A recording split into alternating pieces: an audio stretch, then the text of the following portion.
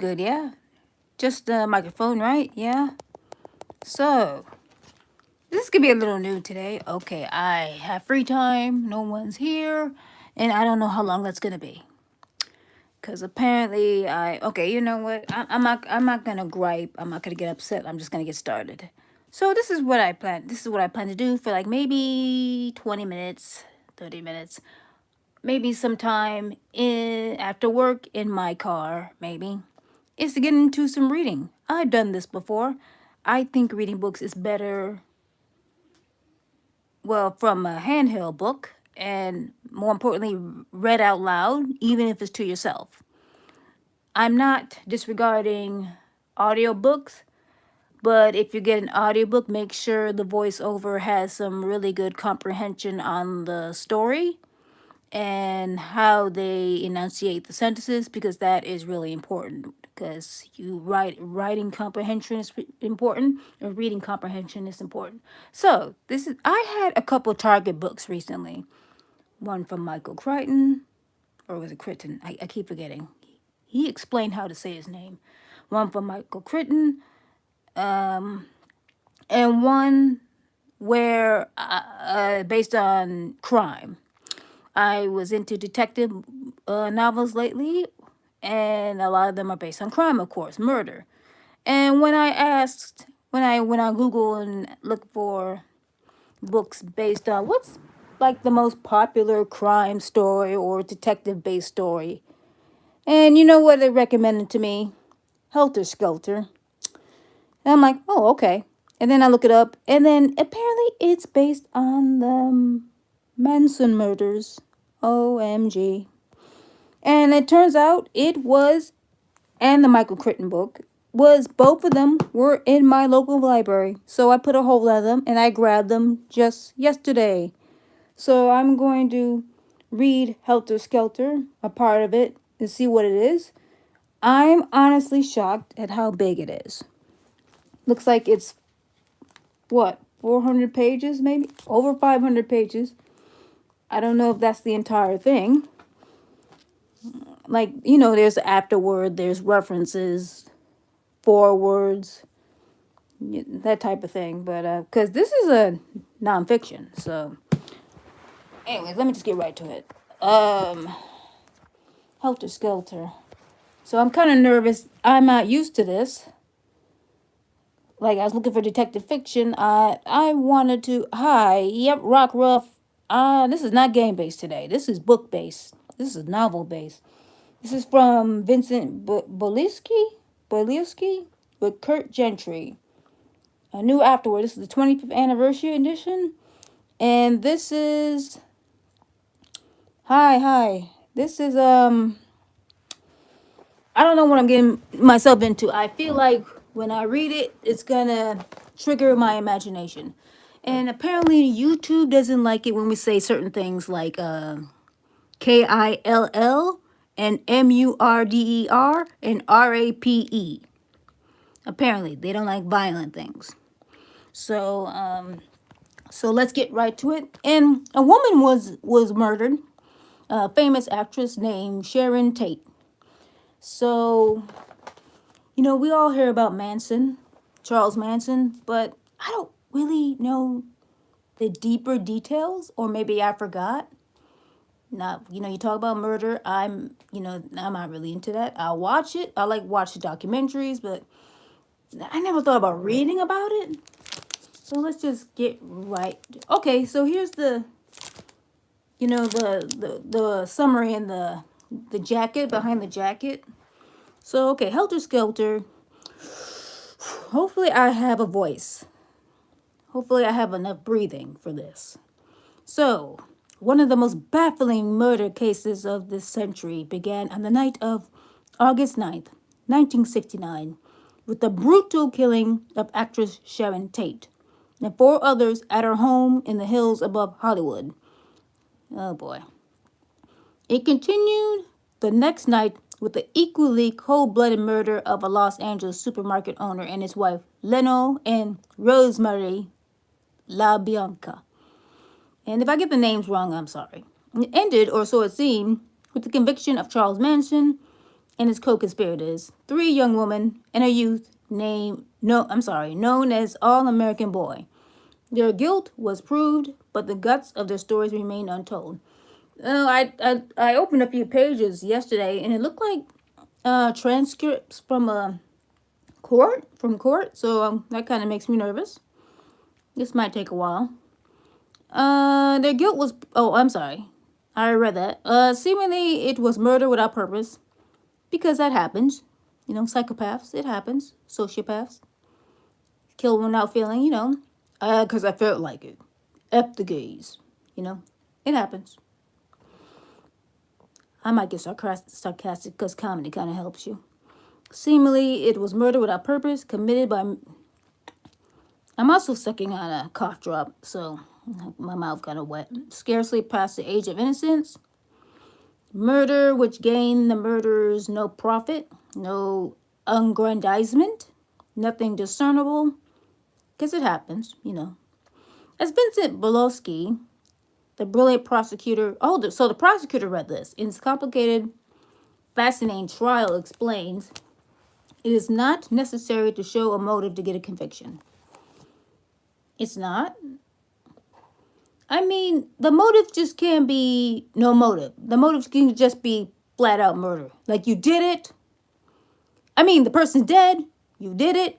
You got evidence to show that you did it. Blood on the knife. DNA on the knife. Boom, like that.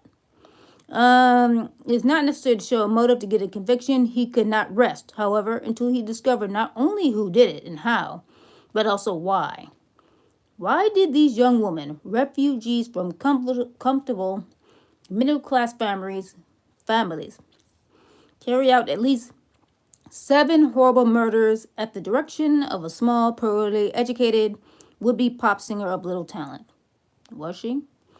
What was the nature of his power over them and over so many others like them, a power that continues even to this day? What was his purpose in planning and directing the seemingly mindless selection of victims and the gruesome details of the killings? Killings which Bolowski,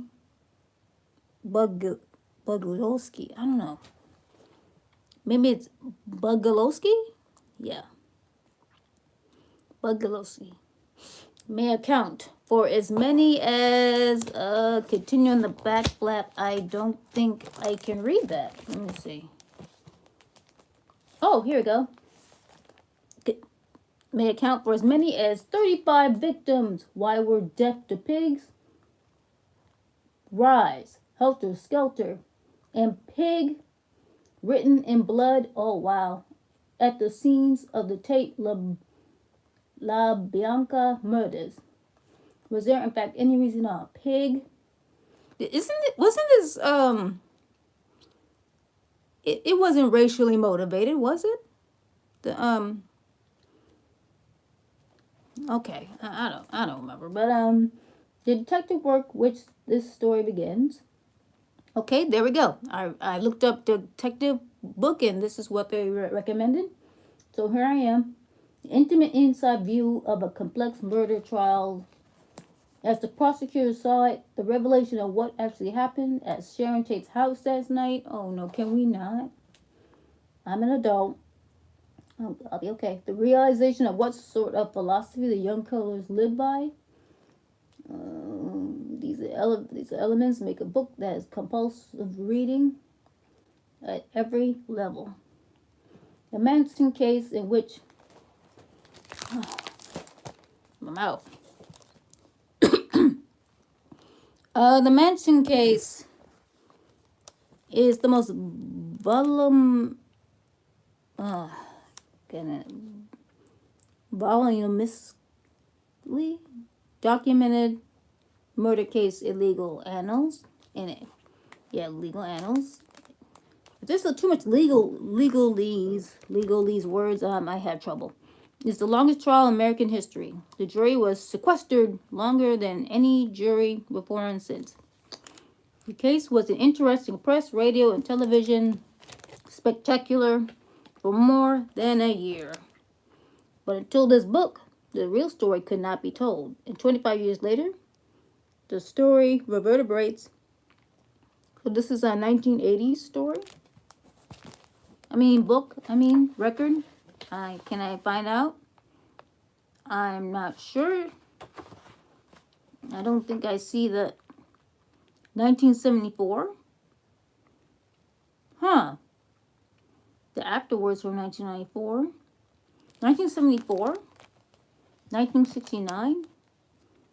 Is the math thing right now? Or was it published in 1970 something? Or did he start then? The story reverberates still for millions of readers and television viewers. Helter Skelter is more than a publishing phenomenon. It has become a signature document of an era. Its narrative is enthralling. Its importance as a document of our time is great. Bugluski. Maybe it's Buglosi. Bugli. All right, Bugloski. We'll do that. Received his law degree in 1964 from the UCLA Law School, where he was president of his graduation class. In his 8-year career as a prosecutor for the Los Angeles District Attorney's Office, he tried close to 1,000 felony and misdemeanor court and jury trials. Of 106 felony jury trials, he lost only one case. Pretty good guy. Where am I? Oh, Helter Skelter is the best-selling true crime book in publishing history. I see. So I got a big old thing here. This is a big deal here. Both Helter Skelter and the subsequent Till Death Do Us Part won Edgar Allan Poe Awards. For Best True Crime Book of the Year. His most recent true crime book, And the Sea Will Tell, was #1 on the New York Times hardcover bestseller list. Might have hurt my back. So Kirk Gentry is the author of 13 books about true crime in the American West and social history.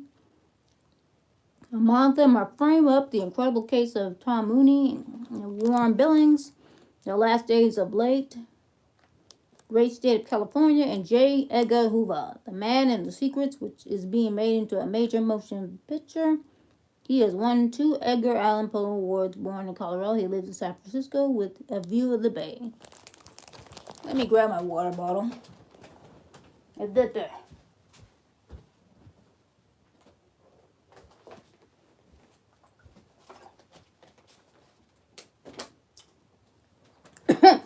Okay. It's like I'm talking and what if I can I'm gonna just move my body here. My entire body hurts. Okay, so this is a big deal here.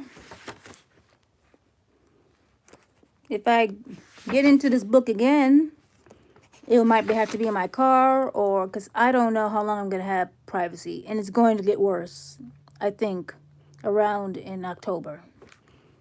Okay, so the table of contents, we got cast characters, illustrations. Part 1, the metas. Oh no. Part 2, the killers. Part 3, the investigation, phase 2. The search for the motive. The Bible, the Beatles, and Helter Skelter. Part 5. Don't you know who you're crucifying? Part 6, the trial. Part 7, murder in the wind. 8, fire in the cities. This is scary already. So illustration, map of, okay, hold on, let's skip that. Cast of characters. So the Los Angeles Police Department, LAPD, the Tate case detectives, assistants, the La Bianca case detectives, so case of characters. Okay, there's a lot of people involved, of course. Defense attorneys, Inyo County District Attorney's Office, Los Angeles County District Attorney's Office. Wow, a lot of people. Manson family members. What? Charles Mills Manson, aka Jesus Christ, God's soul, the devil, Charles Willis Manson, leader of the family and master of the Manson family. Alonzo Mark. I'm sorry. This is a last name first. Maria Alonzo, released after the murder of Lauren Willett. She was later arrested in connections with the alleged plot to kidnap a foreign diplomat. This is serious. Susan Denise Atkins, Sadie Mae Glutz. That's already bleh. Sexy Sadie, Sharon King, Donna Kay Powell, involved in the Hintman, Tate, and La Bianca murders. It said Manson family members and associates. This is a ton of people. This is a ton of people down this list. Oh my God. Involved in the attempted Ella Jo Bailey Yellowstone left family after learning of the Hinman murder. Lawrence Edward Bailey, Larry Jones, president when Tate killers left Spa Ranch, involved in the Hawthorne shootout. I completely forgotten how many people died out of all of this now. Because I'm just seeing this cast of people and how many people got involved, and now it's just now I'm kind of shocked now. Escaped convict associated with Manson family involved in Hawthorne shootout. What is happening? See, if it's a family, it can't be just a whole family of psychopaths. I mean, there's got to be a motive behind it. Maybe Bogalewski was right. Oh my God, there's a whole bunch of people. The list of Manson family members associated is like 3 pages long.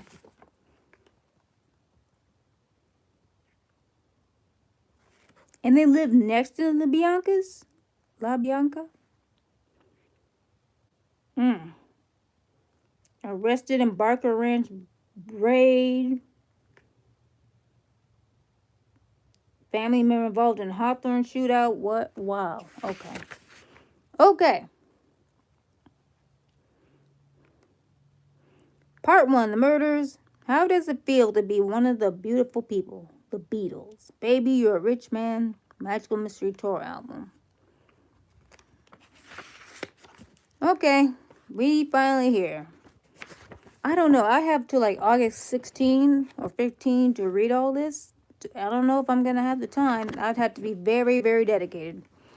All right. So Saturday, August 9th, 1969. It was so quiet. One of the killers would later say, you could almost hear the sound of the ice rattling cocktail shakers in the homes way down the canyon.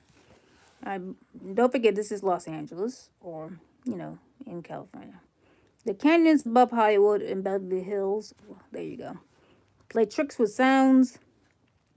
A noise clearly audible a mile away may be indistinguishable at a few hundred feet. It was hot that night, and not as hot as the night before, when the temperature hadn't dropped below 92 degrees. Ew. That's a desert. Totally. That's a desert. Well, no, because deserts get freezing cold at night, don't they not? So that's a drought. That's super. That's arid. The 3-day heat wave, or that's even better word, a heat wave, had begun to break a couple hours before. Excuse me. Above 10 p.m. on Friday, to the psychological as well as the physical relief of those Angelinos. Well, clearly I don't live in California. Who recalled that on such a night just 4 years ago, Watts had exploded in violence. Watts? Though the hope I'm on the same sentence. Though the coastal fog was now rolling in from the Pacific Ocean. Los Angeles itself remained hot and muggy, sweltering in its own emissions. But here, high above most of the city, and usually even above the smog, it was at least 10 degrees cooler. Still, it remained warm enough so that many residents of the area slept with their windows open in hopes of catching a vagrant breeze. Yeah, I know that feeling. I mean, it's so sweltering hot. You just want relief from the air, from the wind. Yeah, I know that feeling. All things considered, it's it's surprising that more people didn't hear something. But then it was late, just after midnight, and 10050 Celio Drive was secluded. Being secluded, it was also vulnerable. Vulnerable. Celio Drive is a narrow street that abruptly winds upward from Benedict Canyon Road, one of the cul-de-sacs, I think I said that right, easily missed through the. Maybe I should get some salt water so I can just dry my mouth a little bit. So, um, easily missed through directly opposite Bella Drive, comes to a dead end at the high gates of 10050 Celio Drive. Looking through the gate, you could see neither the main residence nor the guest house. Some distance beyond it, but you could see towards the end of the paved parking area a corner of the garage, and a little further on a split rail fence which, though it was only August, was strung with Christmas tree lights. The lights, which could be seen most of the way from the Sunset Strip, had been put up by actress Candice Bergen when she was living with the previous tenant of 10050 Celia Drive. TV and record producer Telly Melcher, when Melcher, the son of Doris Day, moved to his mother's beach house in Malibu. The new tenants left the lights up. They were on this night, as they were every night, aiding a year-round holiday touch. A year-round holiday touch to Benedict Canyon. From the front door of the main house, from the front door of the main house to the gate was over 100 feet. From the gate to the nearest neighbor on Celio, 10070, was almost 100 yards. At 10070 Celio, Mr. and Mrs. Seymour Cott had already gone to bed. Their dinner guests having left about midnight when Mrs. Cott heard, in close sequence, what sounded like 3 or 4 gunshots. 3 or 4 gunshots. Huh. I must be allergic to murder. They seem to have come from the direction of the gate of 10050, and here it comes. She did not check the time, but later guessed it to be 12:30 and 1 a.m., as it should. Hearing nothing further, Mrs. Cott went to sleep, because that's when the freaks come out at night.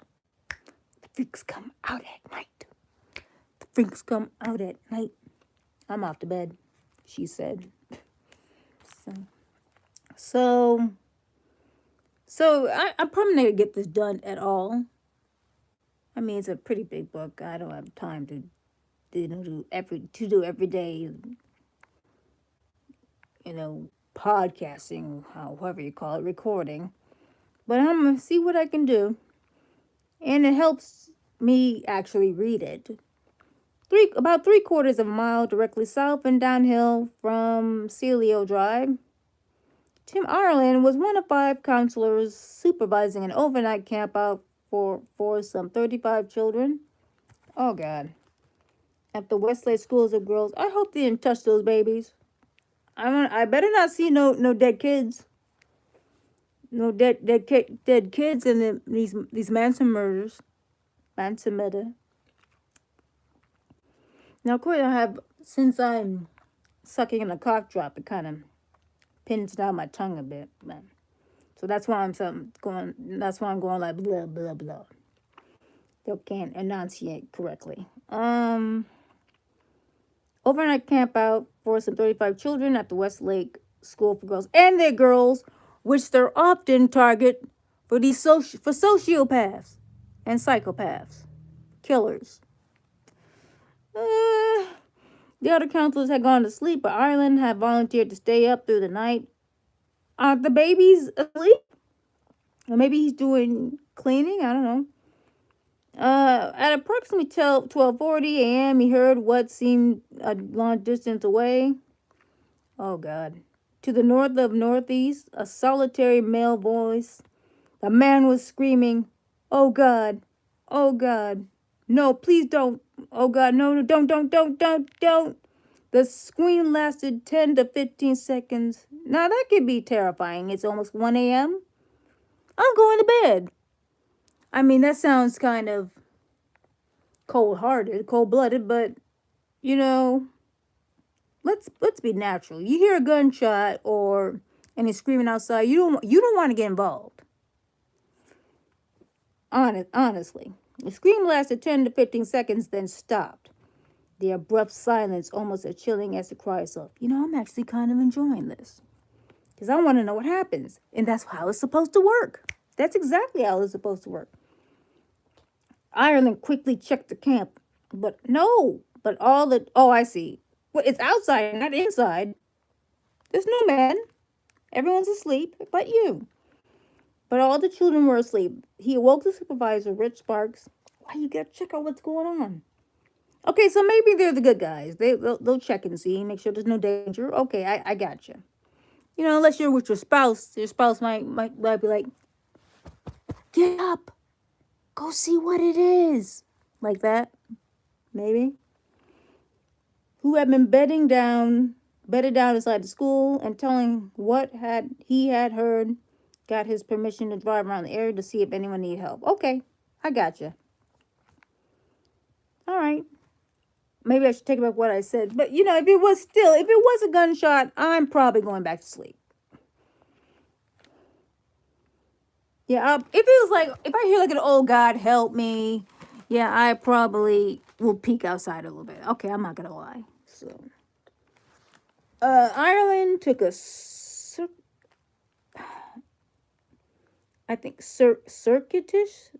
circuitous route. I'm not certain.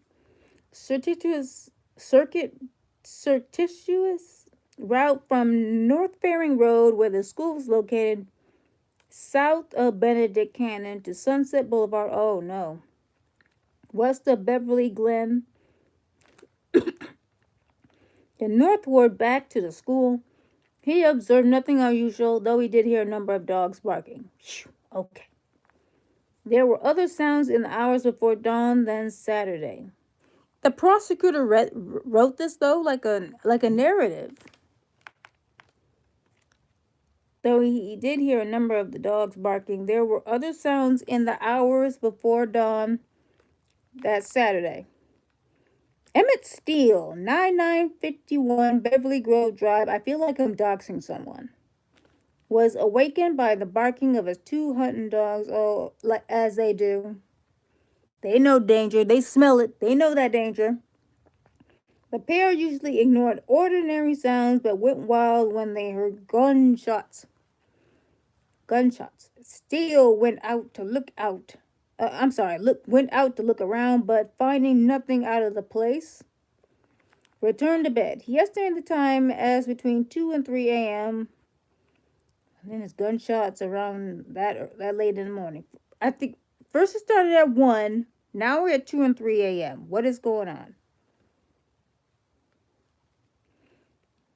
The pair usually... okay, I'm sorry. That's wrong. Robert Bullington, an employee of Bel Air Patrol. Oh, that's just great. a private security force used by many of the homeowners of the affluent area, was parked in front of the 2175 Summit Ridge Drive with his window down when he heard this what sounded like three shots spaced a few seconds apart. Bullington called in. Eric Carlson, who was working the desk at patrol headquarters, logged the call at 4:11 a.m. This is lasting a long time. Carlson in turn called the West Los Angeles Division, the Los Angeles Police Department, LAPD, of course, and passed on the report. The officer who took the call remarked, "I hope we don't have a murder. We just have a woman screaming call in that area." There we go. We got a woman. All right. Los Angeles Times delivery boy Steve Shannon heard nothing unusual when he pedaled his bike up Celio Drive between 4:30 and 4:45. Well, why are you up that late?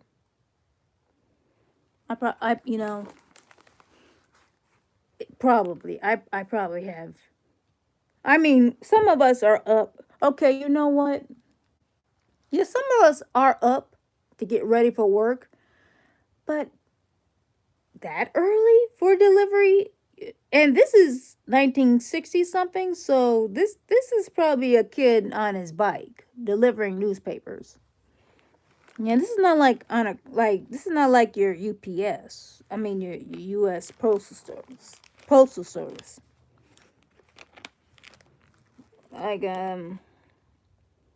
okay, so but as he put the paper in the mailbox at Celio Drive, he did notice what looked like a telephone wire hanging over the gate. He also observed through the gate in some distance away that the yellow bug light on the side of the garage was still on. Seymour Cott also noticed the light and the fallen wire when he went out to get his paper about 7:30 a.m. A yellow bug light. 8 a.m. Now we're at 8 a.m.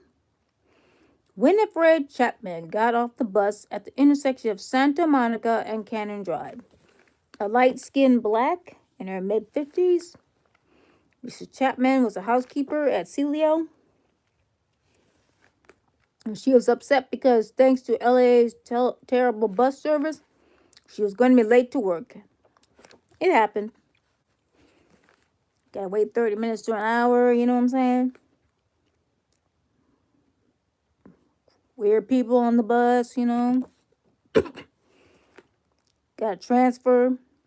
Luck seemed with her. However, just as she was about to look for a taxi, she saw a man she had once worked with, and he gave her a ride almost to the gate. She noticed the wire immediately, and it worried her.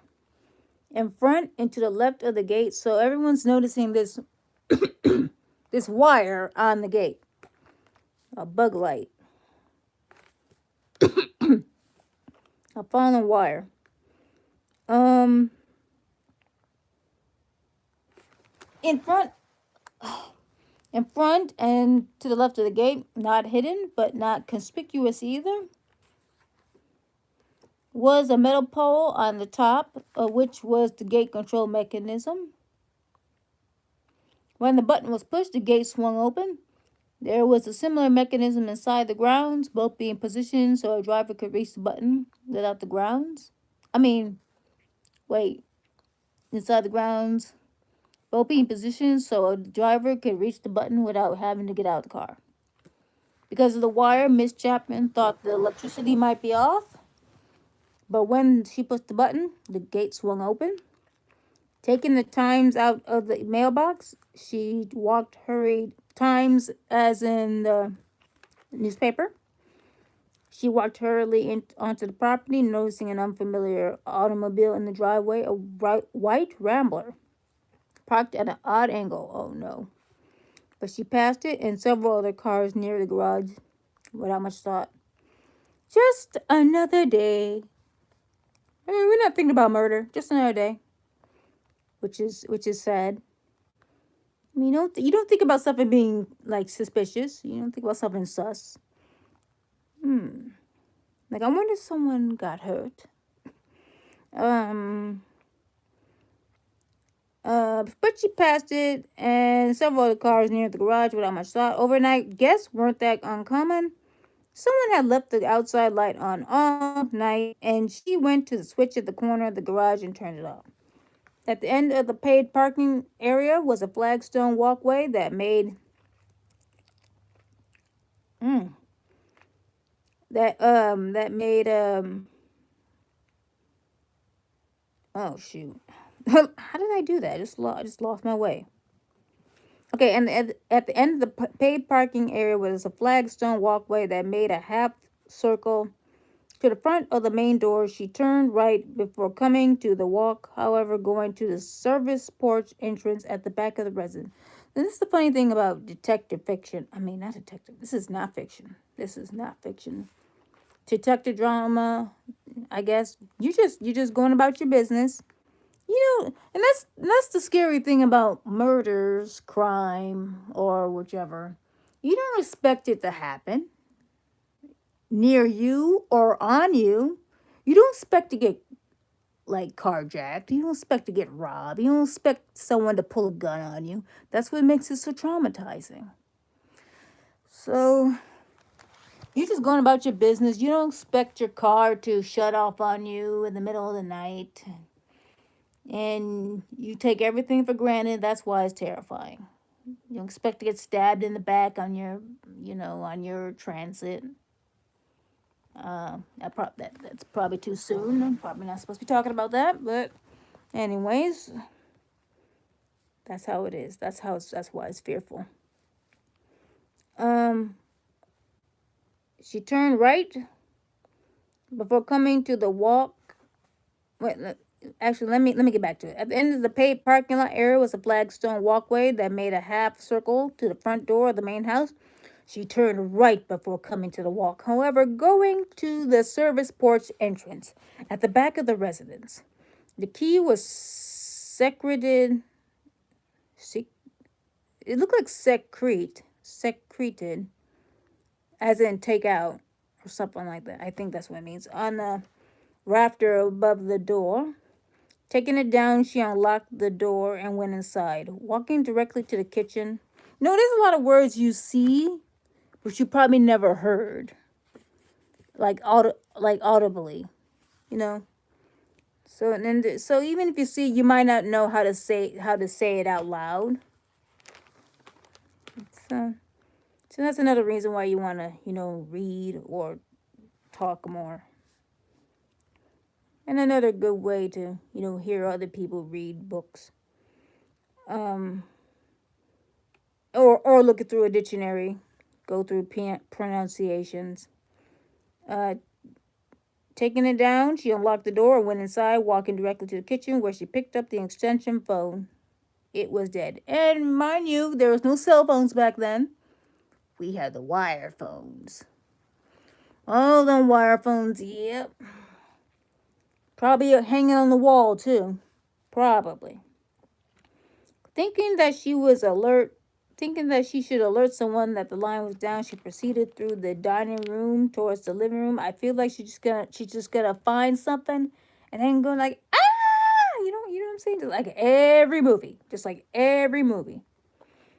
Thinking that she should alert someone that the line was down, she proceeded through the dining room towards the living room. Then she stopped suddenly. Her progress impeded by, see, there we go. Impeded by two large blue streamer trunks, which hadn't been there when she had left the previous afternoon. And by what she saw, there we go. There appeared to be blood on the trunks, y'all. On the pans. On the floor next to them.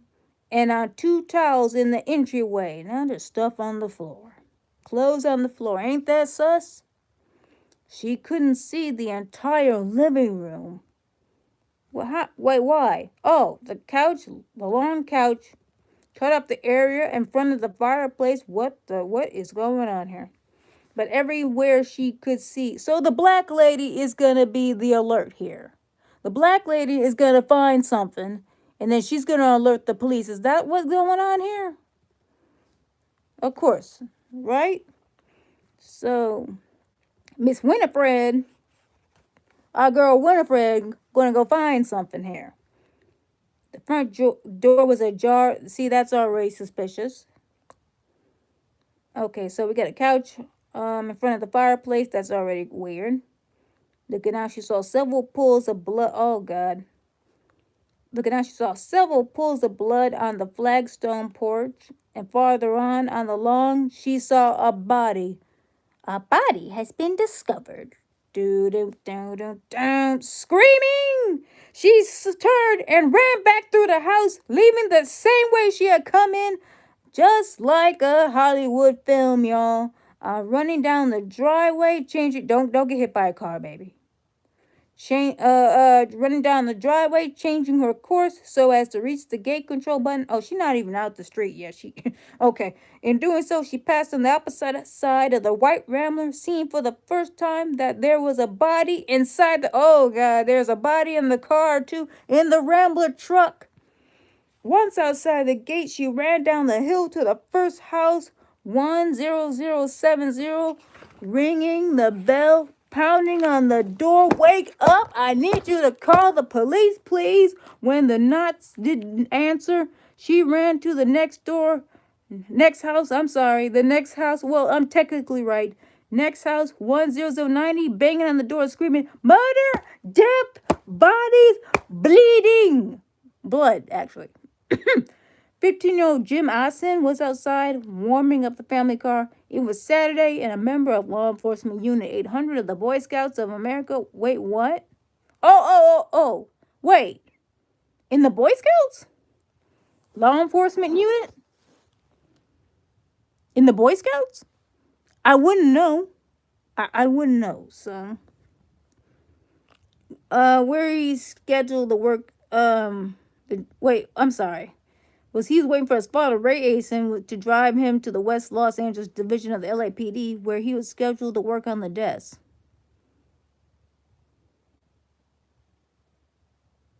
I don't know why I'm blanking. I'm thinking because it said Boy Scouts, 15-year-old, and it says Law Enforcement Unit. I gotta look that up or something. But by the time he got to the porch, his parents had opened the door. While they were trying to calm the hysterical Mrs. Chapman, Jim dialed the police emergency number. Everybody call 911, please. Trained by the Scouts to be exact. He knows the time, 8:33. Good job. Good job, Jim. While waiting for the police, the father and son walked as far as the gate. The white Rambler was some 30 feet inside the property, too far away to make out anything inside it. But they did see that not one but several wires were down. They appeared to have been cut.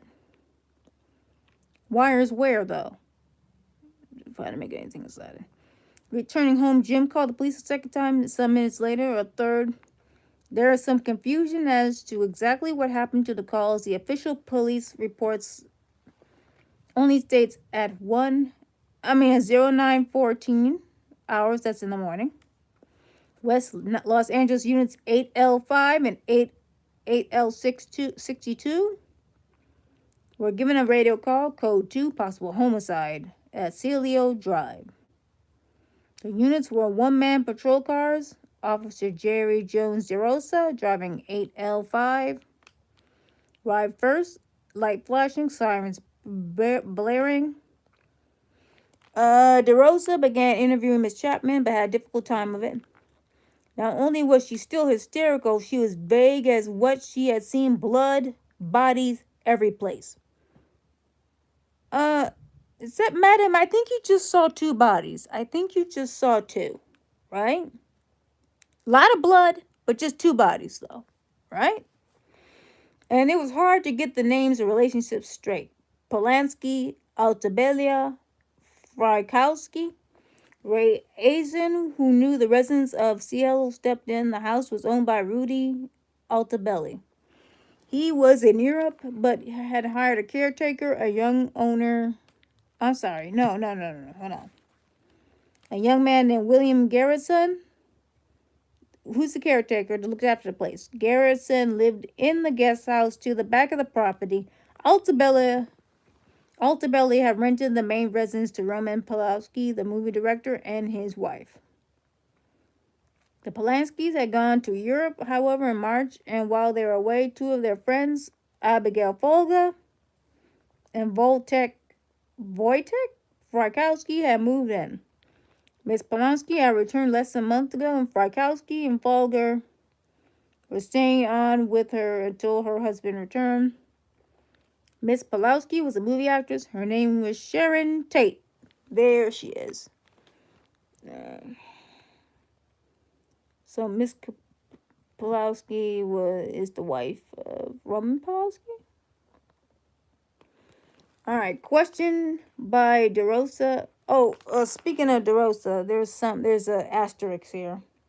The confusion extends to the arrival times of the unit. Officer DeRosa would later testify he arrived at about 9:05 a.m., which is before he supposedly received the code 2. Officer Wizen Hunt, who came next, set the time of his arrival at between 9:15 and 9:25, while Officer Burbridge, who arrived after both men, testified he was there at 8:40. Wait, what? That's a lot of confusion.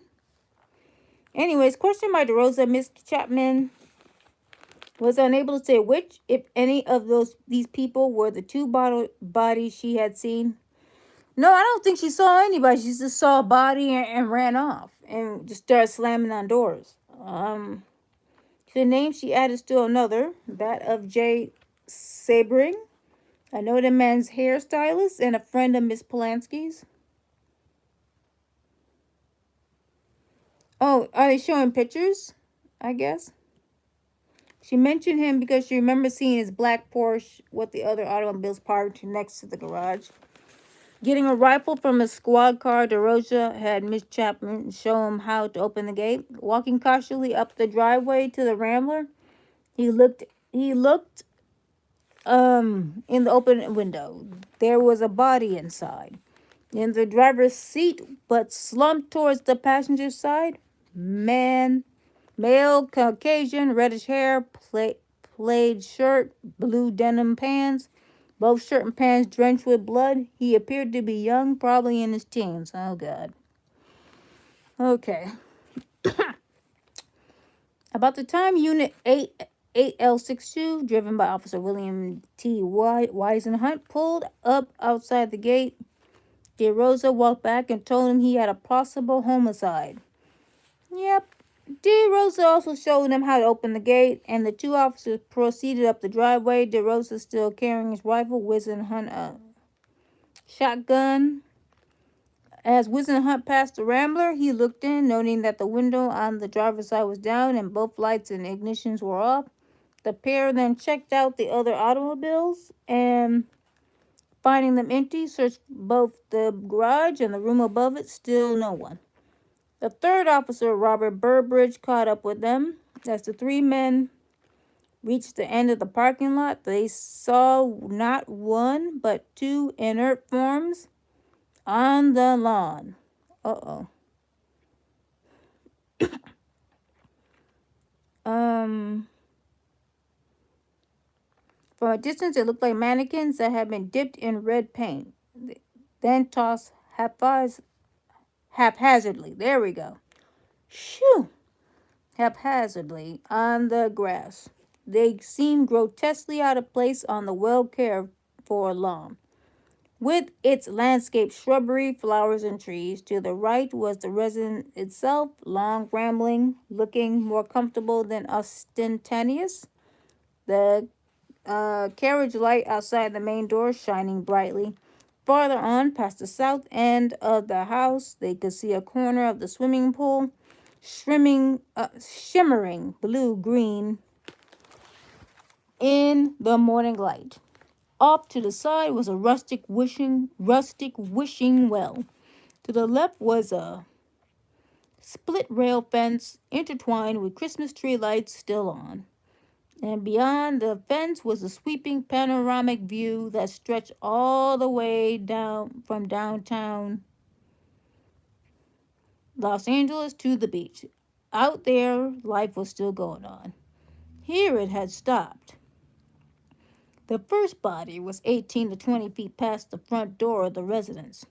The closer they came, the worse it looked. Male Caucasian, probably in his 30s, about 5 feet 10, wearing short boots, multicolored bell bottoms, purple shirt, casual vest. He was lying on his side, his head resting on his right arm, his left hand clutching the grass. His head and face were horribly battered, his torso and limbs punctured by literally dozens of wounds. It seemed inconceivable that so much savagery could be inflicted on one human being. The second body was about 25 feet beyond the first. Female, Caucasian, long dark hair, probably in her late 20s. She was lying supine. I forgot what that means. Her arms thrown out. Barefoot, she was wearing a full-length nightgown, which before the many stab wounds had probably been white. Oh, wow. The stillness now got to the officers. Everything was quiet, too quiet.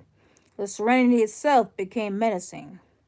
Those windows along the front of the house, behind any a killer could be waiting, watching. Leaving DeRosa on the lawn, Wisenhunt and Burbridge went beyond towards the north end of the residence, looking for another way to get in. They'd be open targets if they entered the front door. They noticed that a screen had been removed from one of the front windows and was leaning up against the side. This is good. Wow, this is going to be a minute. I don't even know if I'm going to get this done. Either I had to make an extension. Either I have to extend the. I don't know if I'll extend it, but I'll see what I can do. A little determination. Removed from one of the front windows and was leaning up against the side of the building. Wisenhunt also observed a horizontal slit along the bottom of the screen. They doing too much. Suspecting this might have been where the killer or killers entered, they looked for another means of entry. They found a window open on the side. Looking in, they saw what appeared to be a newly painted room devoid of furniture. They climbed in. DeRosa waited until he saw them inside the house, then approached the front door. There was a patch of blood on the walk between the hedges, several more on the right-hand corner of the porch, with still others just outside and to the left of the door and on the door jamb itself. He didn't see, or later didn't recall, any footprints, though there was a number. The door being open inward, DeRosa was on the porch before he noticed that something had been scrawling on its lower half. Printed in what appeared to be blood were 3 letters. P-I-G. Pig. Didn't I remember like a documentary, didn't Manson call Sharon Tate a pig? Isn't that what happened? Wisenhunt and Burbridge had finished checking out the kitchen and dining room where DeRosa entered the hallway. Turning left into the living room, he found his way partly blocked by the 2 blue steamer trunks.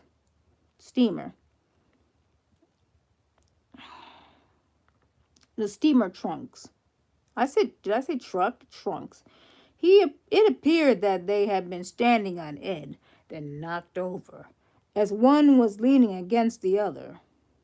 DeRosa also observed next to the trunks and on the floor a pair of horn-rimmed glasses. Burbridge, who followed him into the room, noticed something else.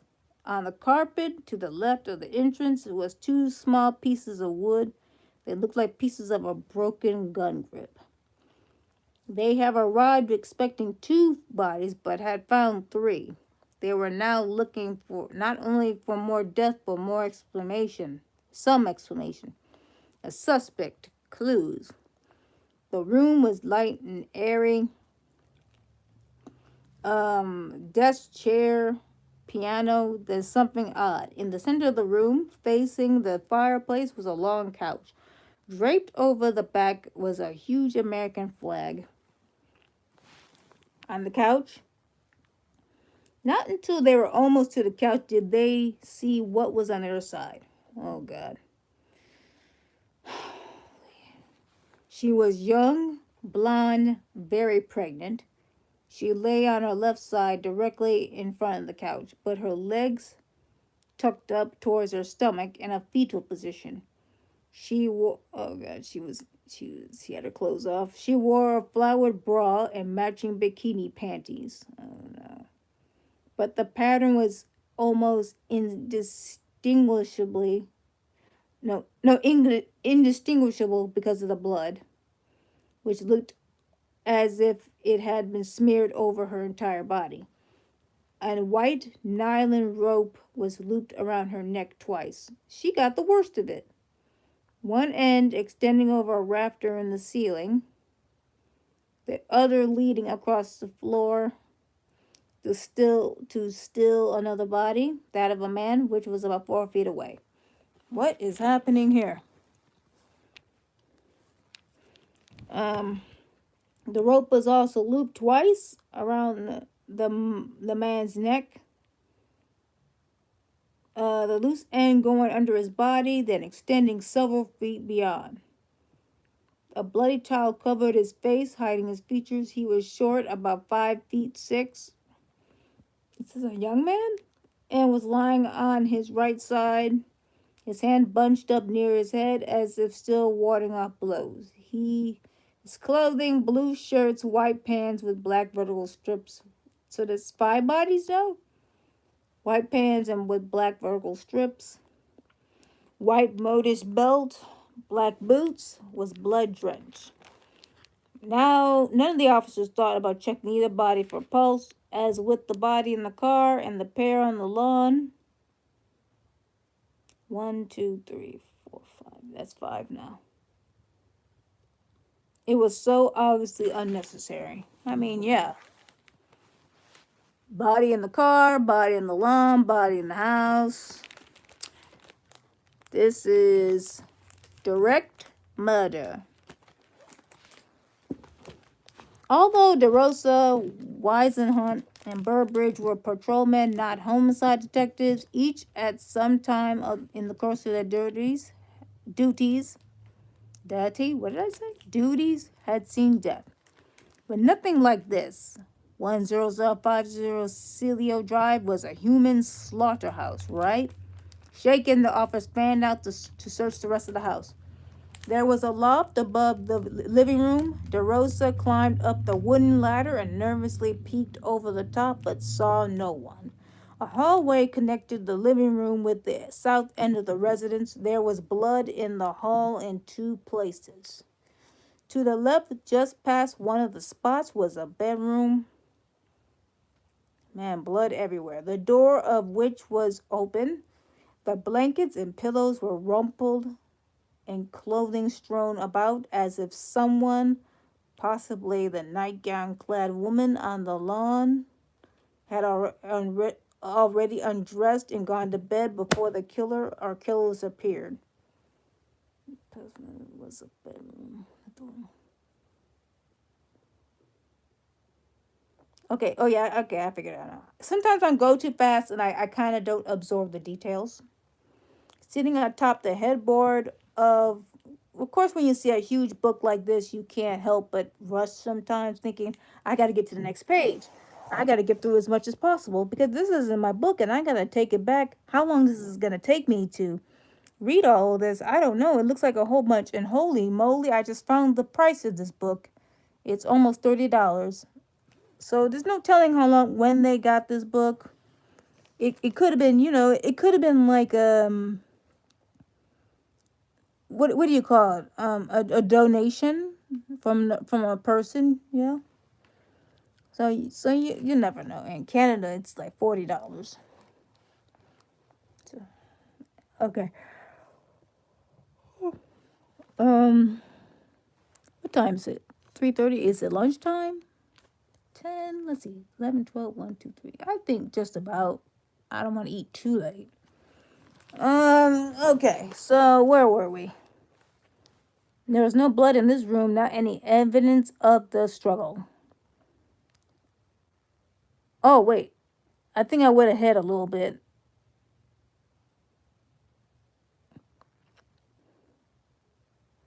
Wait, somebody's hanging upside down. What? Wait, what the? Oh, okay. Let me read this again. Shaken, the officers fanned out to search the rest of the house. There was a loft above the living room. DeRosa climbed up the wooden ladder, nervously peeked over the top, and saw no one. A hallway connected to the living room with the south end of the residence. There was blood in the hall in two places. To the left, just past one of the spots, was a bedroom, the door of which was open. The blankets and pillows were rumpled and clothing strewn about, as if someone, possibly the nightgown-clad woman on the lawn, had already undressed and gone to bed before the killer or killers appeared. Okay, we got that part. Now, sitting atop the headboard of the bed, his legs hanging down, was a toy rabbit. Whew. Okay, that's what it was. Ears cocked as if quizzically surveying the scene. There was no blood in this room, nor any evidence of the struggle. Okay, we're clear there. Nothing going on in the loft so far. Across the hall was the master bedroom. Its doors was also open, as were the lovered doors at the far end of the room, beyond which could be seen the swimming pool. Beyond which could be seen the swimming pool. This bed was larger and neater. The white spread turned back to reveal a gaily flowered top sheet and a white bottom sheet with a gold geometric pattern. Man, these people who live in California, this is Hollywood. In the center of the bed, rather than across the top, were two pillows. I guess I gotta go soon. Dividing the side that had been slept on front the side that hadn't. Across the room, facing the bed, was a TV set, on each side of which was a handsome armory, I think. But the armory is ARMORY, though. This is ARMOIRE. Armor. I think it's armor. On top of one was a white bassinet. They all sound like furniture. Cautiously adorned. A bassinet I heard before. I just can't remember what it is. Cautiously adjoined doors. Oh, I read that wrong. Cautiously adjoined doors were open. Dressing room closet, bath closet. Again, no signs of a struggle. The telephone on the nightstand next to the bed was on the hook. Nothing overturned or upset. Oh. However, there was blood on, oh God, here we go. Blood on the inside left side of the low-mud French door, suggesting that someone, again, possibly the woman on the lawn, had run out this way, attempting to escape. Stepping outside, the officers were momentarily blinded by the glare from the pool. Asin had mentioned a guest house behind the main residence. They spotted it now, or rather the corner of it, some 60 feet to the southeast through the shrubbery. Approaching it quietly, they heard the first sounds they had heard since coming at the premises, the barking of a dog and a male voice saying, "Shh, be quiet." Wisenhunt went to the right, around the back of the house. DeRosa turned left, proceeding around the front. Burbridge followed his backup. Following his backup, stepping onto the screened-in porch, DeRosa could see in the living room, on the couch facing the front door, a youth of about 18. He was wearing pants with no shirt, and though he did not appear to be armed, this did not mean, DeRosa will later explain, that he didn't have a weapon nearby. Yelling, "Freeze!" DeRosa kicked in the front door.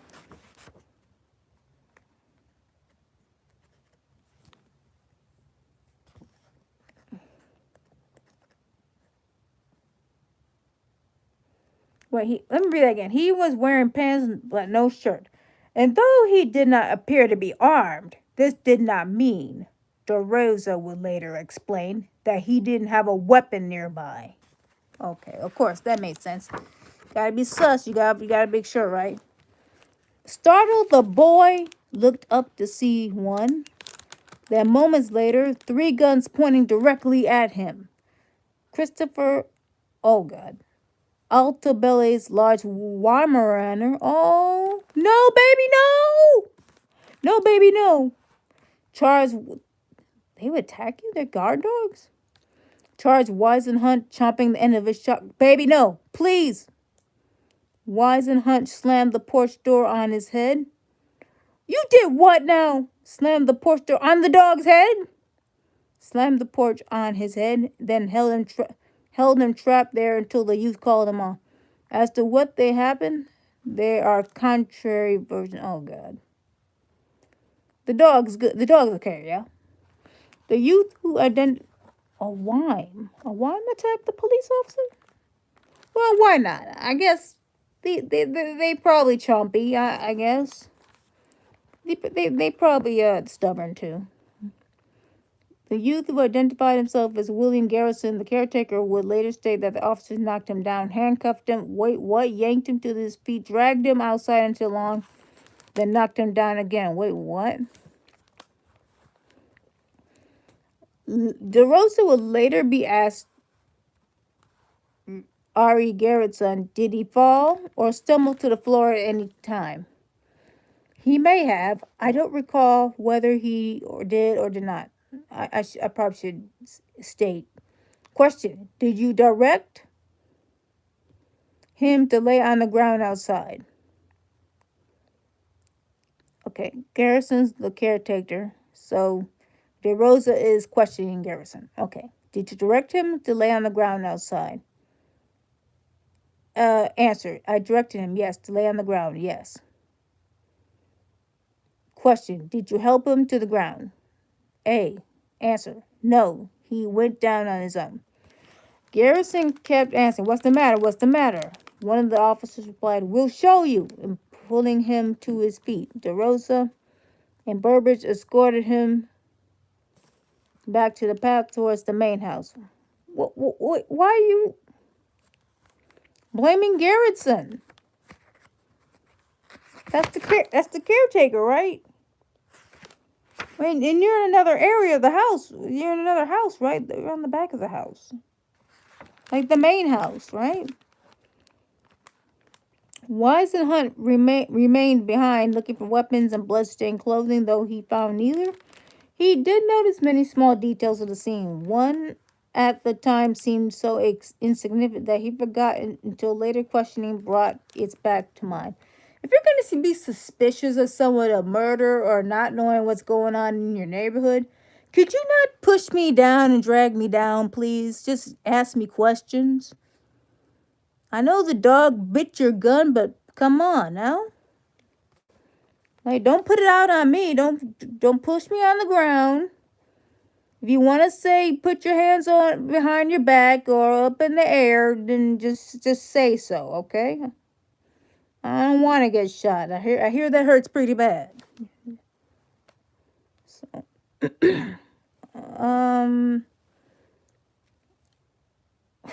I yapping. I forget where I am. Okay, small details on the scene. One at the time seemed so insignificant that he forgot it until later questioning brought it back to mind. There was a stereo next to the couch. It had been off when they entered the room. Looking at the controls, Weisenhunt noticed that the volume setting was between 4 and 5. Yeah, this isn't over now. Garretson, meantime, had been led past the 2 bodies on the lawn. It was indicative of the condition of the first. The young woman that he mistakenly identified her as Mrs. Chapman, the Negro maid. Now, remind you all, again, this is 1960 something. 1967. So if you don't like the N-word, you gotta go. So I'm just reading what's in front of me. Don't hurt me. Okay? The Negro maid. As for the man, he identified him as the young Polanski. If, as Chapman and Aston had said, Polanski was in Europe, this made no sense. What the officers couldn't know was that Garrison believed Voltek Frykowski to be Roman Polanski's younger brother. Wait, what now? Garrison failed completely when it came to identifying the young man in the Rambler. Let me check the asterisk here. Why he failed to identify the youth, whom he did not know, is unknown. A good guess would be that the Garrison was in shock. Also adding to his confusion, it was about this time that in looking towards the gate, he saw Winifred Chapman, whom he presumed dead, alive, and talking to... Wait, what? He was presumed dead, alive, and talking to a police officer. Wait, what? Did I read that right? Hey, let me read that again. A good guess would be that Garrison was in shock. Okay, I get that. Also, adding to his confusion, it was about this time that in looking towards the gate, he saw Winifred Chapman, whom he presumed dead. Oh, I see. Comma. Comma, alive and talking to a police car. He's so much in shock, he's confused. Because now he thinks the Negro maid is dead. But she's up in there walking, talking to the police now. What the? And she couldn't identify the guy in the truck. Poor guy. No one recalls exactly when Garrison was informed of his rights, Miranda, and told that he was under arrest for murder. Come on, wait a minute. You don't know him. We gotta take him for questioning, interrogation. You can't do that. Asked about his activities before the previous night. And he just said they're not detectives, so no.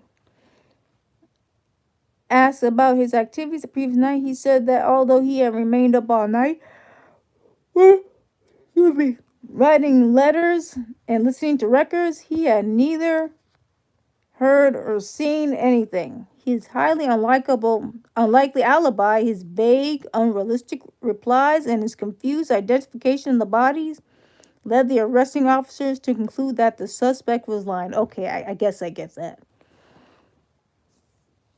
I guess I get that. 5 murders, 4 of them probably occurred less than 100 feet away, and he hadn't heard nothing. Okay, I get that they wouldn't, confuse that. I get that. I mean, if it would be difficult, and it would be frustrating to be accused of murder if you're not really sure of anything. So, okay, so where are we? Oh boy. Escorting Garrison down the driveway, DeRosa located the gate control mechanism on the pole inside the gate. You know what's bothering me is that I'm past an hour now, and the last time I went over an hour, I think, was the Nintendo Direct, and apparently the Fire Emblem reaction was missing. So I'm kind of concerned whether the recording is still going. Because I didn't went to check I didn't check the YouTube studio. I didn't check and see if the feed is still going. Escorting Garrison down the driveway, DeRosa located the gate control mechanism on the pole side of the gate. He noticed that there was blood on the button. Oh. Even after you've been pressing it this whole time, the logical interference was that someone, quite possibly the killer, had pressed the button to get out. In doing so, likely leaving a fingerprint. Okay, we got something here. Officer DeRosa, who was charged with securing protecting the scene, and 2 investigating officers arrived, now pressed the button himself, successfully opening the gate but also creating a imposure that obliterated any print that may have been there.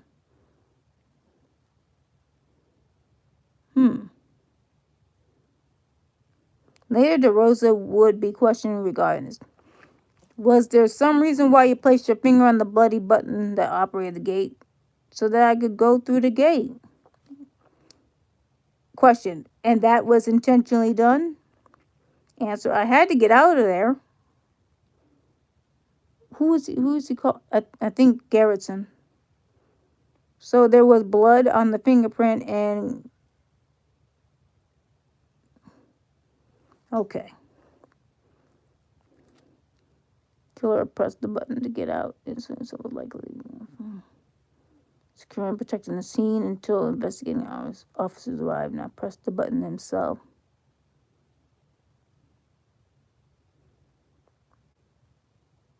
Any print that may have been there.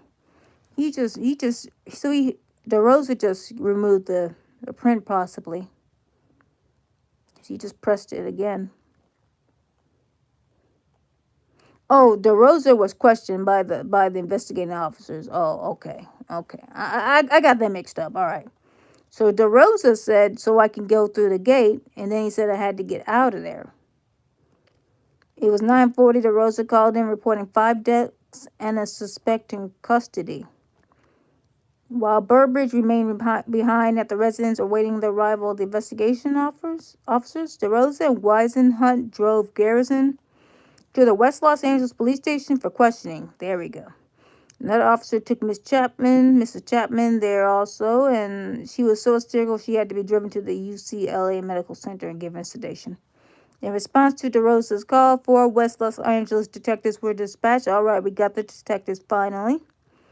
Lieutenant R.C. Maddock, Lieutenant J.J. Gregory, Sergeant F. Gravante, Sergeant T.L. Rogers will all arrive within the next hour. By the time the last pulled up, the first reporters were already outside the time. Now we got the media here. Monitoring the police radio bands,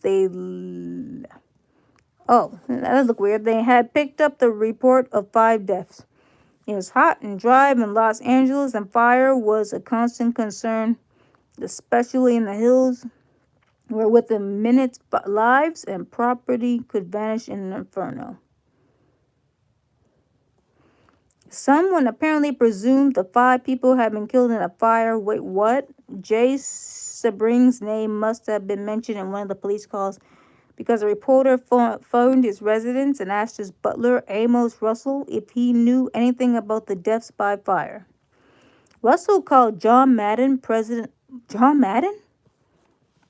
Is that what I think it is? Russell called the president of Sebring International and told him probably not. Told him about the call. Madden was concerned. Neither he nor Sebring secretary had heard about the hairstylist since late the previous afternoon. Madden placed a call to Sharon Tate's mother in San Francisco. Sharon's father, a colonel in Army intelligence, was stationed at nearby Fort Baker, and Mrs. Tate was visiting him. No, she hadn't heard from Sharon or Jay, who was due in San Francisco sometimes that same day. Prior to her marriage to Roman Polanski, Sharon Tate had lived with Jay Sebring. Though thrown over for the polished film director, Sebring had remained friends with Sharon's parents, as well as Sharon and Roman. And whenever he was in San Francisco, he usually called Colonel Tate.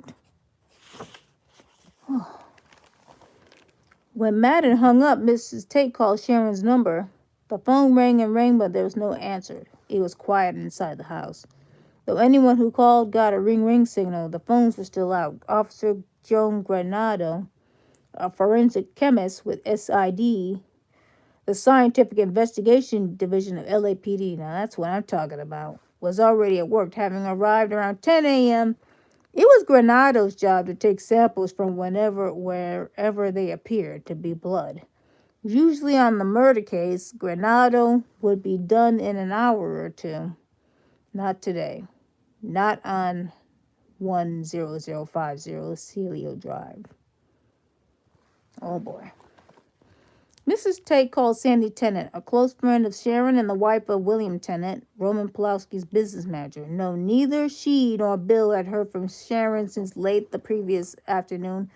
Oh God, the mom is tripping out now. Okay. The mom is not going to take it at all. At that time, Sharon had said that she, Gibby, Abigail Folger and Voltek Farkowski was staying in that night. Jay had said he'd been dropping over later, and she invited Sandy to join them. No party was planned, just a quiet evening at night. Sandy, just over the chicken pox, had declined.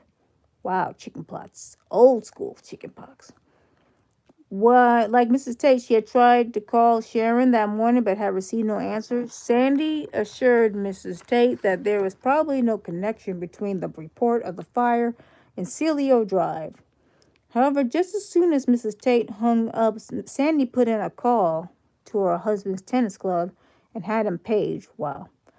Now we're talking about paging. We got the delivery boy on a bike, paging. No cell phones. We got chicken pox. It was important, she said. Sometimes between 10 a.m. and 11 a.m., Raymond Kilgore, a telephone company representative, climbed the pole outside the gate to Celio Drive and found that 4 phone wires had been cut. Well, there we go. Cuts were close to the attachment on the pole, indicating that the person responsible had probably climbed the pole too. Kilgore repaired 2 of the wires, leaving the others for the detectives to examine. Man, my head is all over the place just reading this. Like, this is going to be a long day. Police cars were arriving every few minutes now, and more officers visited the scene. That scene changed. The horn-rimmed glasses, first absorbed by DeRosa, Wisenhunt, and Burbridge, near the 2 trucks, had somehow moved 6 feet away to the top of the desk. I got another problem. My phone drains quickly. It needs a battery replacement, but I just don't know when. On the other hand, I have another phone. I just haven't tried it out yet. I haven't logged into YouTube yet. And I'm not sure of how good its battery energy is. So it's a matter of experimenting. This is my main phone. So it's worth a shot, I guess. I have to try. I have to go experiment with it. Where am I? 2 pieces, horn rimmed glasses had somehow moved 6 feet away to the top of the desk. The bridge and near the 2 trunks. Okay. Glasses near the trunks with the blood on it. Okay. 2 pieces of gun grip, first seen near the entryway, were now under the chair in the living room. It stated in the LAPD report official. They were apparently kicked under the chair by one of the original officers on the scene. However, no one is copping out. Since Granado, who arrived after DeRosa, Wisenhunt, and Burbridge, also saw them near the entryway, it would appear that the original officers weren't responsible. A third piece of gun grip, smaller than the others, were later found on the front porch. This is a long day. It's still going. Oh my gosh. It's a long investigation. And one or more officers tracked blood from inside the residence onto the front porch and walk, adding several more blade footprints to those already there. In an attempt to identify and eliminate the later additions, it would be necessary to interview all the personnel who had visited this scene, asking each if he had been wearing boots, shoes with smooth or rippled soles, and so on. Detailed. Granado was still taking blood samples later in the police lab. He would give them the, Artisanality test? Ouchterlony test. To determine if the blood was animal or human. If human, other tests will be applied to determine the blood type A, B, or O, and the subtype. There are some 30 blood subtypes. However, if the blood is already dry when the sample is taken, it is only possible to determine whether it is one of the 3. If it had been a warm night, and it was already turning into another hot day. By the time Granado got to work, most of the blood, except for the pools near the blood inside, had already dried. Within the next several days, Granado would obtain from the coroner's office a blood sample from each of the victims and would attempt to match these with the samples he already collected. In an ordinary murder case, the presence of two blood types at the crime scene might indicate that the killer, as well as the victim, have been wounded, information which could be an important clue to the killer's identity. But this was no ordinary murder. Instead of one body, there were five.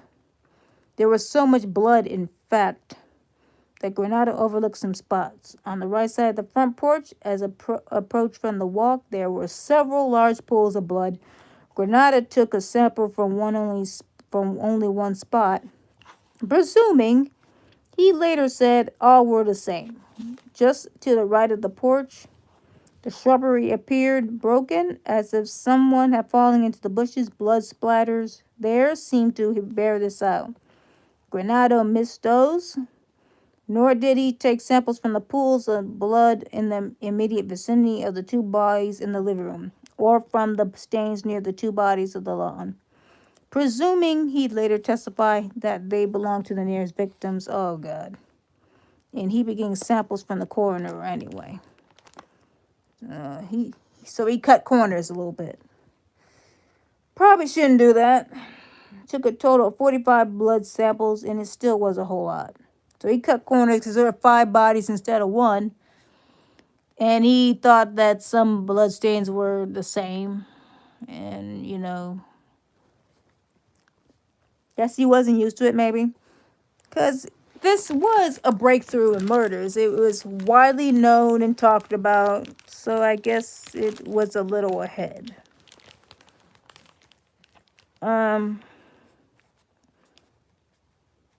45 blood samples, however, for some reason never explained. He didn't run subtypes on 21 of them. And again, he's cutting the corners. If this is not done a week or two after collection, the components of the blood break down later.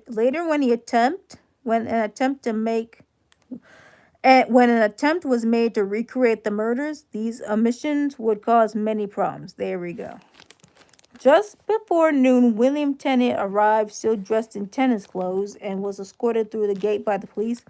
It was like being led through a nightmare, as he was taken first to one body, then another. He didn't recognize the young man in the automobile, but he identified the man on the lawn as Wojtek Frykowski, the woman as Abigail Forga, and the two bodies in the living room as Sharon Tate Pulowski and tentatively Jay Sabring. When the police lifted the bloody towel, the man's face was so badly contused, Tennant couldn't be sure. Then he went outside and was sick.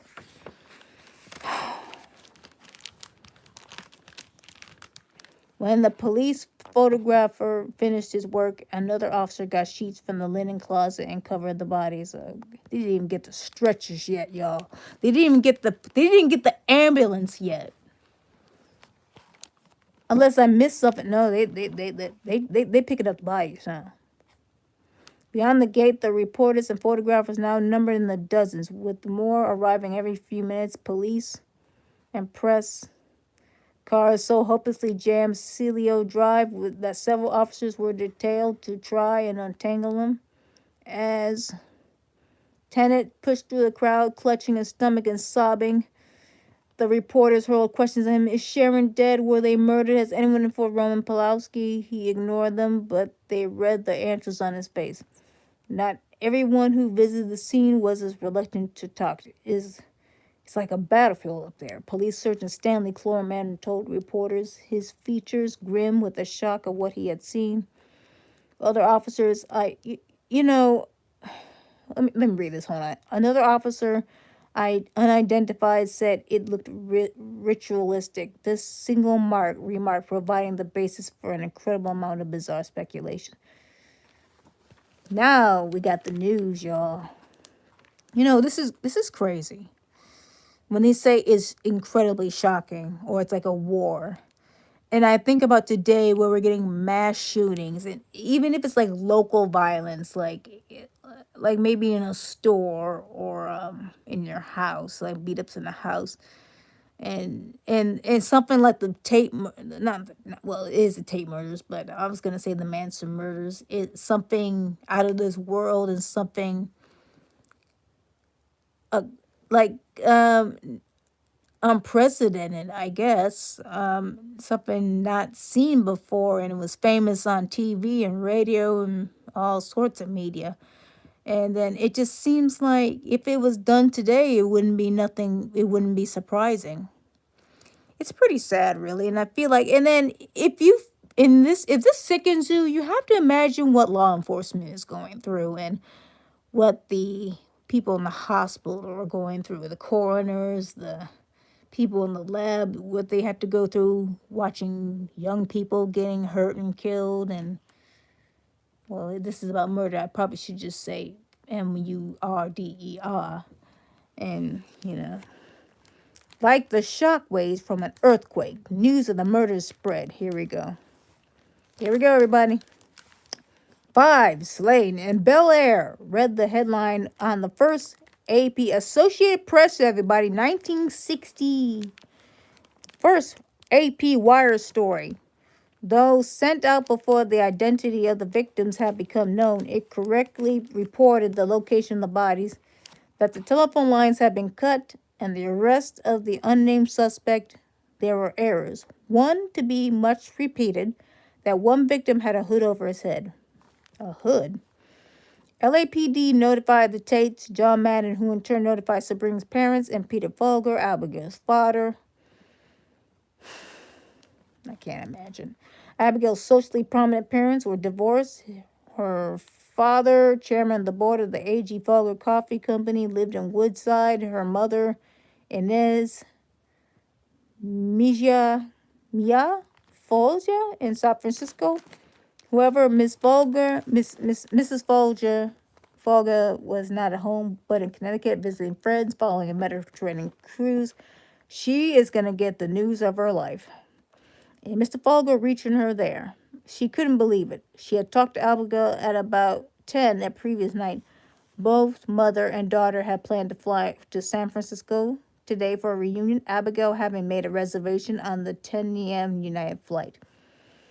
On reaching home, William Tennant made what was for him the most difficult call. He was not only Pulowski's business manager, but a close friend. Tennant, he's about to call him Mom. Tennant checked his watch, automatically adding 9 hours to get London time.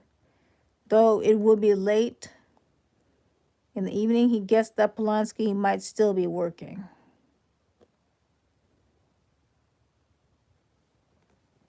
Polanski. Sharon. Guessed that Polanski might still be working, trying to tie up the various film projects, but returning home that following Tuesday, but he tried a number of his townhouse. He guessed right. Polanski and several associates were going over a scene in the script of The Day of the Dolphin when the telephone rang. Polanski will remember the conversation as follows. Roman, there's been a disaster in the house. Which house? Your house. Then in a rush, Sharon is dead, and Voltek, and Gibby, and Jay. No. There was a mistake. Surely there was a mistake. Both men now crying. Tennant, I forgot, reiterated. I forgot how to say that it was true. He had gone to the house himself. How? Polanski asked. He was thinking. He later said, not a fire, but a landslide. Not a fire, but a landslide, a not uncommon thing in the Los Angeles hills, especially after heavy rains. Dying from a landslide? That'd be crazy. Sometimes whole houses were buried, which meant that perhaps they could still be alive. Oh man, he's really beside himself. No, they weren't buried. No, not at all. Only then did Tennant tell him that they had been murdered. Voltek Farkolsky, LAPD learned, had a son in Poland, but no relatives in the United States. The youth in the Rambler remained unidentified, but was no longer nameless. He had been designated John Doe 85. The news spread quickly, and with it the rumors. Rudy Altobelli, owner of the Celio property, business manager for a number of show business personalities, was in Rome. One of his clients, a young actress, called and told him that Sharon and four others had been murdered in his house, and that Garrettson, the caretaker he had hired, had confessed. What? Whoa, slow down. Y'all, on the caretaker. They accusing the caretaker of murder. Garrison hadn't, but Altobelli would not learn this until after he returned to the United States. I'm tired. Especially there's a lot of numbers coming up. Oh man, this is crazy. And then you talk about the stabbings and wow. Okay. Wow, it's over 90 minutes, so that means it's over an hour and 30 minutes of reading, and I'm just on page 15. This is a lot to take in. I feel like I'm going to be mentally hurt if I keep reading this. Which is actually perfect because what's happening here? Which is actually perfect because that's the power of reading a book and a story, and it's nonfiction. And this makes you want to read it more. So if I come back, I may or may not be back to where I am. I probably will read through more of it already and just go back to where I was, because So I'm gonna get some lunch, dinner while it's still quiet, while I still have peace, because it's just gonna get worse later in October, and I still need to figure out where I need to go because I need to leave the home. I'm potentially gonna be homeless if I don't figure something out. And when I mean worse, that means it's going to be less. I'm going to have less privacy. Oh, I mean, the one guy moved out already. And now we're going to have more people coming here, and it's not someone I really care much for. So see you later. This is Doggie Cafe.